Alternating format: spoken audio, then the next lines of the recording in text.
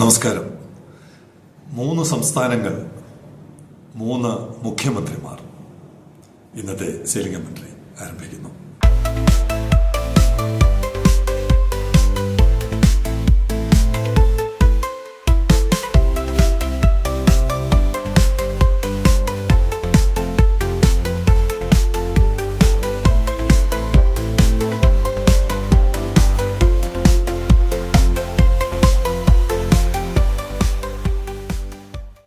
കർണാടക മുഖ്യമന്ത്രി ശ്രീ സിദ്ധരാമയ്യ ഏകദേശം 15 മാസമായി അധികാരത്തിൽ വന്നിട്ട്. തമിഴ്നാട് മുഖ്യമന്ത്രി ശ്രീ MK സ്റ്റാലിൻ 2021 നമ്മുടെ ശ്രീ പിണറായി വിജയൻ രണ്ടാമത്തെ ടേം അധികാരത്തിലെത്തുന്നതിനോടൊപ്പമാണ് അദ്ദേഹം അധികാരത്തിലെത്തിയത്. ഏകദേശം 3-3.5 വർഷം. നമ്മുടെ മുഖ്യമന്ത്രി 8.5 വർഷമാകുന്നു. തുടർച്ചയായിട്ടുള്ള 2 ടേമിലൂടെ 8.5 വർഷമാകുന്നു. ഈ 3 മുഖ്യമന്ത്രിമാരും അതാത് സംസ്ഥാനങ്ങളിൽ നടത്തുന്ന പ്രവർത്തനങ്ങൾ താരതമ്യം ചെയ്യുമ്പോൾ അക്ഷരാർത്ഥത്തിൽ കേരളീയർ ഞെട്ടേണ്ടതാണ്. അത്ര വേഗതയിലാണ് കർണാടകയും തമിഴ്നാടും വ്യാവസായികമായി മുന്നോട്ട് കുതിക്കുന്നത്. ആ വാക്കാണ് ഉപയോഗിക്കേണ്ടത്, മുന്നോട്ട് കുതിക്കുന്നത്. ഈ അടുത്ത ദിവസങ്ങളിൽ 2 പ്രൊജക്റ്റുകളാണ് കർണാടകയിലും തമിഴ്നാട്ടിലും അനൗൺസ് ചെയ്തത്. ശ്രീ സ്റ്റാലിൻ കഴിഞ്ഞ ദിവസങ്ങളിൽ അമേരിക്കയിലായിരുന്നു. വാസ്തവത്തിൽ അസൂയ തോന്നുന്നു. ഒരു മുഖ്യമന്ത്രി അമേരിക്കയിൽ പോയി വ്യവസായികളെ കാണുന്നു, കോടികളാണ് വാഗ്ദാനമായി വാങ്ങുന്നതും വെറുതെ വാഗ്ദാനമല്ല, അവ നടപ്പാക്കുന്ന തരത്തിൽ പിന്നീടുള്ള തുടർ പ്രവർത്തനങ്ങൾ. കർണാടകയില് ക്വീൻ സിറ്റി, ക്യൂവിനല്ല KWIN, ക്വീൻ സിറ്റി ഏകദേശം 5800 ഏക്കറിലാണ്.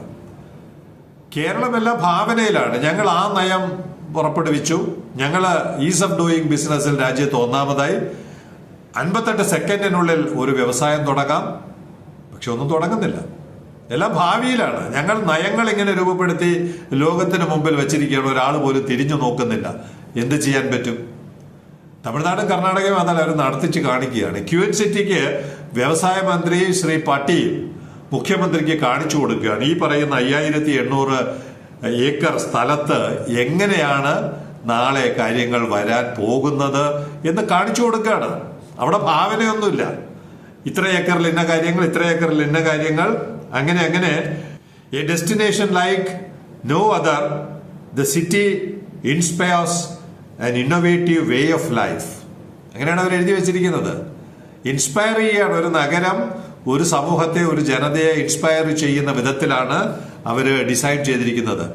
Redefining the business landscape, knowledge, wellbeing and innovation. Tangible ആയിട്ട് തൊട്ട് കാണിച്ചു കൊടുക്കുകയാണ്. മുഖ്യമന്ത്രിക്ക് അടുത്തിരുത്തി വ്യവസായ മന്ത്രി കാണിച്ചു കൊടുക്കുന്നു. നമ്മുടെ വ്യവസായ മന്ത്രിക്ക് നമ്മുടെ മുഖ്യമന്ത്രിയെ കാണിച്ചു കൊടുക്കാൻ എന്തെങ്കിലും ഉണ്ടോ? ആത്മാർത്ഥമായിട്ട് പറയുക, സത്യസന്ധമായി പറയുക. മലയാളികൾ പൊട്ടന്മാരല്ല. ആ നിയമങ്ങൾ ഞങ്ങൾ ഉണ്ടാക്കി, ഈ നിയമങ്ങൾ ഉണ്ടാക്കി, ഞങ്ങൾ ഇന്ത്യയിലെ റാങ്കിങ്ങിൽ ഒന്നാമതെത്തി എന്ന് പറഞ്ഞിട്ട് എന്ത് കാര്യം? നമ്മുടെ പാപഭാരം നമ്മളെ വിട്ടൊഴിയുന്നില്ല. ഒരു നിക്ഷേപകരും ധൈര്യമായിട്ട് ഇവിടെ വരുന്നില്ല.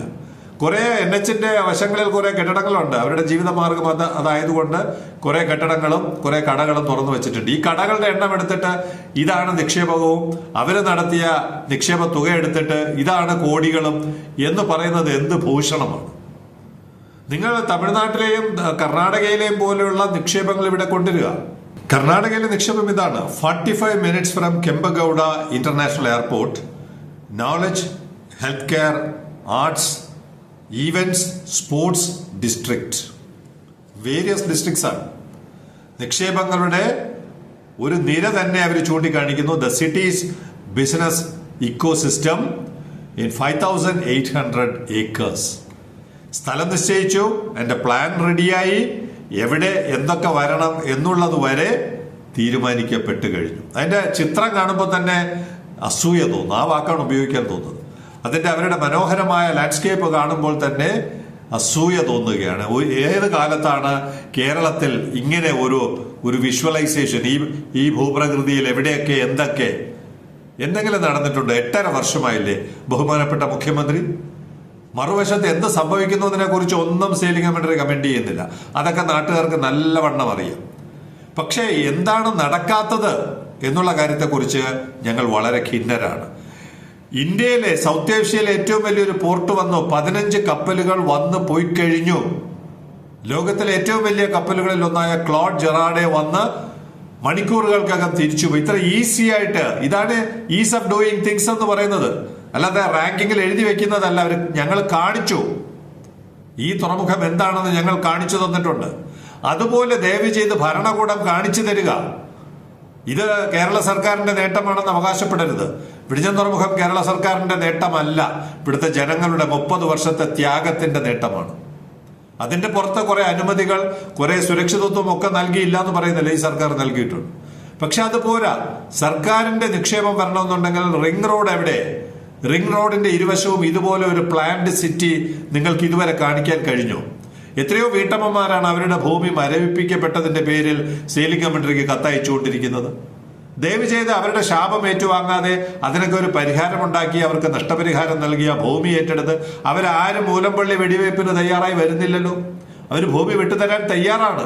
പക്ഷെ ന്യായമായ നഷ്ടപരിഹാരം നൽകി വില കൊടുത്ത്, പൊന്നും വില കൊടുത്ത് ആ ഭൂമി എടുത്ത് ഇതുപോലെ ക്വിൻ സിറ്റിയോ ദയവ് ചെയ്ത് നിങ്ങൾ നിർമ്മിച്ച് കാണിച്ചു തരിക.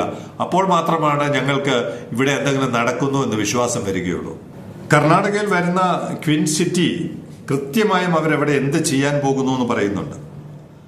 Emerging themes in sunrise sectors such as life sciences, future mobility, semi conductor and advanced materials, advanced manufacturing and aerospace, defence and space technology. ഇവയ്ക്കെല്ലാം അനുയോജ്യമായ മണ്ണല്ലേ കേരളം? വലിയ ഹെവി ഇൻഡസ്ട്രിയെ കുറിച്ചൊന്നുമല്ലല്ലോ അവർ പറയുന്നത്. ഇത്തരത്തിലുള്ള എല്ലാ വ്യവസായങ്ങളും നടത്താൻ പറ്റിയ, അന്തരീക്ഷ മലിനീകരണം കുറഞ്ഞ, അനുയോജ്യമായ വ്യവസായങ്ങൾ കൊണ്ടുവരാൻ ഏറ്റവും അനുയോജ്യമായ മണ്ണാണ് കേരളം. എന്താണ് തടസ്സം? അത് മാത്രം നമുക്ക് മനസ്സിലാകുന്നില്ല. തടസ്സം പൈതൃകമാണ്, അതിനെക്കുറിച്ച് യാതൊരു സംശയവുമില്ല. ആ പൈതൃക തടസ്സങ്ങളെ തിരുത്തി നിക്ഷേപകരെ സ്വാഗതം ചെയ്യുന്ന, നിക്ഷേപകർക്ക് കോൺഫിഡൻസ് കൊടുക്കുന്ന പ്രക്രിയ ഇനിയും കേരളത്തിൽ ആരംഭിക്കേണ്ടിയിരിക്കുന്നു. ഇനി തൊട്ടടുത്ത തമിഴ്നാട്ടിൽ എണ്ണിത്തീരാത്ത പ്രൊജക്ടുകളാണ് അവർ കൊണ്ടുവരുന്നത്. എണ്ണിത്തീരാത്ത പ്രൊജക്ടുകളാണ്. ഇവിടെ റാണിപ്പേട്ട് ജില്ല, അവരുടെ റാണിപ്പേട്ട് ഡിസ്ട്രിക്റ്റിൽ ടാറ്റ ഗ്രൂപ്പ് 9,000, ഏറ്റവും ഒടുവിലത്തെ കാര്യമാണ്, ബാക്കിയൊക്കെ വിടുക, ഏറ്റവും ഒടുവിൽ 9,000 കോടി രൂപയുടെ ലാൻഡ് റോവർ എന്ന് പറയുന്ന വാഹന നിർമ്മാണം, ജഗ്വാർ ലാൻഡ് റോവർ, JLR എന്ന് പറയും, സായിപ്പിന്റെ പ്രോഡക്റ്റ് ആണ്. സായിപ്പിന്റെ പ്രോഡക്റ്റ് ടാറ്റ വാങ്ങുകയും അതിന്റെ നിർമ്മാണം ഇവിടെ കൊണ്ടുവരികയും ചെയ്യുന്നു. 5,000 പേർക്ക് ജോലി കൊടുക്കാമെന്ന് വാഗ്ദാനം ചെയ്യുകയല്ല, അവരുടെ മൺകോരി പിടിച്ച് നിൽക്കുകയാണ്. അവരുടെ ഗ്രൗണ്ടിങ് തുടക്കമിടുകയാണ്, നിർമ്മാണത്തിന്റെ തുടക്കമിടുകയാണ്. അപ്പൊ ഇങ്ങനെ ഓരോ കാര്യങ്ങളും സിദ്ധരാമയ്യയും ശ്രീ സ്റ്റാലിനും തമിഴ്നാട്ടിലും കർണാടകയിലുമായി തുടക്കം കുറിക്കുന്നു. കേരളത്തിൽ എന്തെങ്കിലും തുടക്കം കുറിക്കുന്നു? എല്ലാം വിനയത്തോടെ ചോദിക്കുകയാണ്. കേരളത്തിൽ എന്തെങ്കിലും തുടക്കം കുറിക്കുന്നു?